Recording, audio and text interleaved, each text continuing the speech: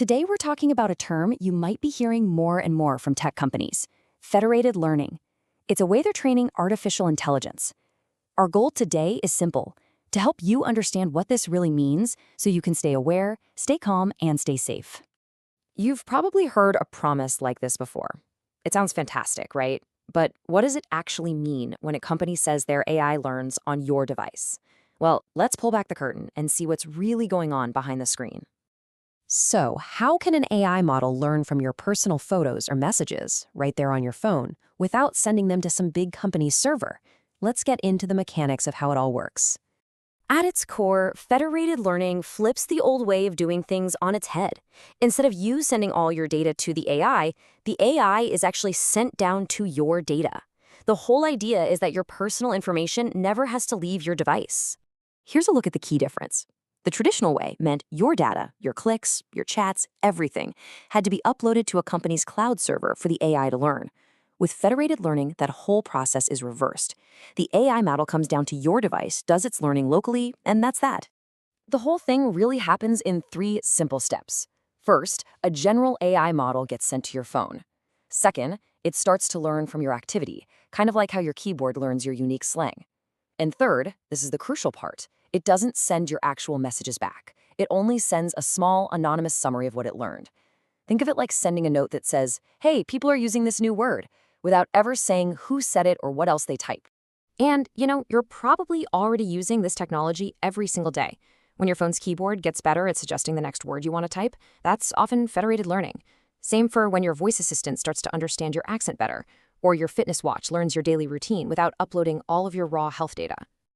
So there's no doubt this is a big step in the right direction for privacy. But it does bring up a really important question.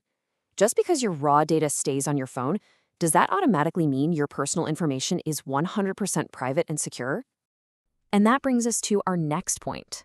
Because while federated learning is designed to be much more private, it isn't a perfect shield.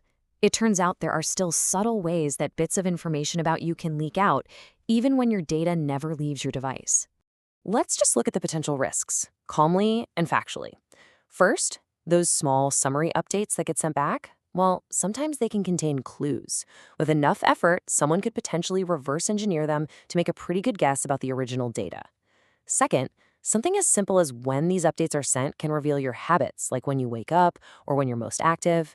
And finally, we have to remember that a company still controls the main AI model, and that central hub can be a target for attackers. So it's a better system for sure, but it's not foolproof. Okay, so knowing the risks is the first step.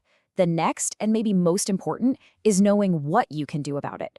The goal here isn't to stop using these useful tools, but just to use them wisely.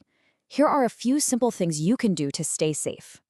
The very first thing you can do is just check the settings inside your apps. A lot of services will have an option for personalization or improving the service. You usually have the choice to turn this feature off if you're not comfortable with it. It's also a good idea to be extra cautious with apps that handle your most sensitive information. If an app has access to your private health records or your financial details, it's worth taking a moment to think carefully about whether you want its AI learning from that data, even if it says it's happening on your device. Now, this is one of the easiest but most powerful things you can do. Keep your phone and your apps updated. Security experts are always finding and patching these kinds of potential leaks, and those fixes get delivered to you in software updates. And all this really boils down to a core safety principle you can use with any new technology. Just remember these 3 simple actions: pause, verify, and stay alert. So, the main takeaway here is pretty clear. The promise that your data stays on your phone is a really positive step forward, but it doesn't automatically mean your privacy is completely protected. It's a complicated topic where just a little bit of awareness goes a very long way. Look, the point of this isn't to make you afraid of new technology. It's simply to help you stay informed and cautious, because real protection comes from awareness. If you stay alert, you stay safe.